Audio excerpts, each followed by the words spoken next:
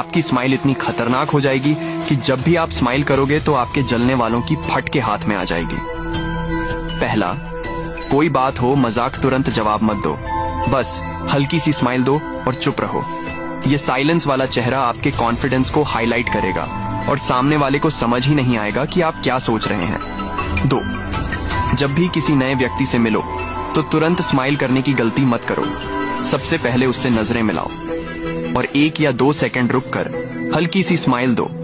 इससे सामने वाले को लगेगा कि ये स्माइल सिर्फ उसके लिए ही है और वह तुमसे इंप्रेस हुए बिना रह पाएगा। 3, हर बार फुल स्माइल मत मारो, कभी कभी बस एक साइड में हल्की सी मुस्कान लाओ, जैसे कि तुम सब जानते हो, लेकिन कुछ बोलना नहीं। ये साफ स्माइल सामने वाले को कंफ्यूज और इंप्रेस दोनों ही कर देगा। और हमेशा स्माइल अपने आसपास की स्थिति देखकर ही करना, वरना आप किसी बुरी स्थिति में फंस सकते हैं। यदि सहमत हैं तो यस लिखें।